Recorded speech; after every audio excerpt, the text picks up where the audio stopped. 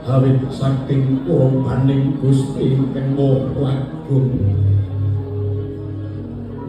kasembatan dawuh para krama anut satapaning agama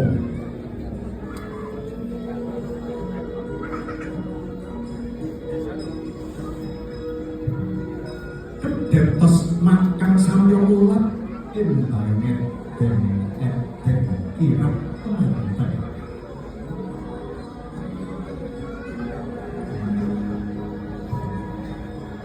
kaperwakan lampahing Sekar Sari Putri Sadumas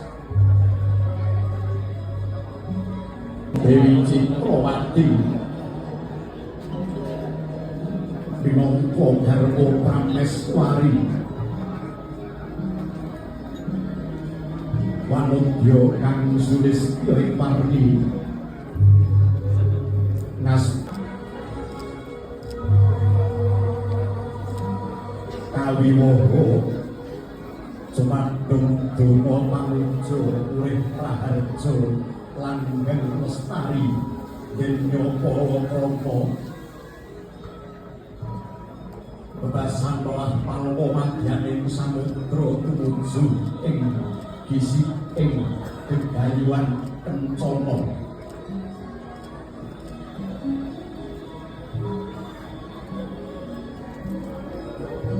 mangkono satriya mudha pumaruna kang widata mangreh lampahing kirap Sungkulodo kanun wirapa wiramaning gending Bawa Widuwati Hamurwani kendang sawega tumandang gender gumrining ambarung balungan tutukan matis bonang imbal ketuk kenong kena kanggo tondo dawai padha gong gedhe purnaning gending senang lampahing para paraga kang nedya hameksa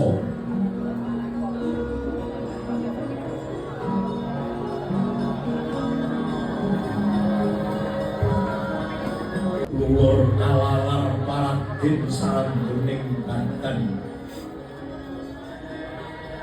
nenggih pelanten kakung kang pengawak tirta buaya tejo destar sesawitan kelawan kang dinagem dening pemanten putri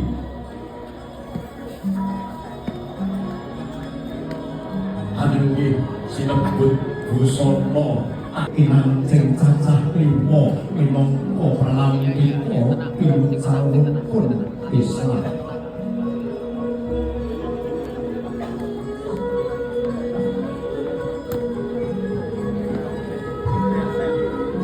Wakingan waraka gagah ukiran anunggak semi sinampian lonceng-lonceng Sekar Melati inancing kandel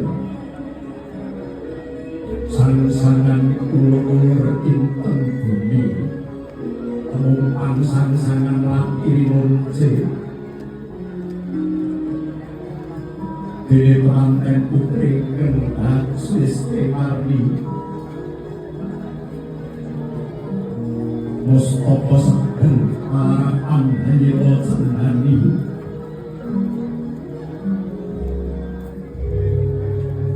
Mustaka Rinengga Madiwara Tandha Cipta Putri kang atur anumbahe marang Gusti kang Maha Kawasa Sunduk Pepat Kinarya Gunungan Sunduk Mentul cacah 5 Rambang Hanggugah sedulur papat 5 pancer Tebo dodo tumumpanging pamidangan kanan Kepudangan muga temanten hanggung mengenaken ning reh kautaman rikmo cemeng kaladuk wilis rinenggoto bokor mengkurep sugih ngelmu ceplok Sri Taman Liwah Jembean Mawar Hawarti Rekto minangka dadi pralambang wanita utama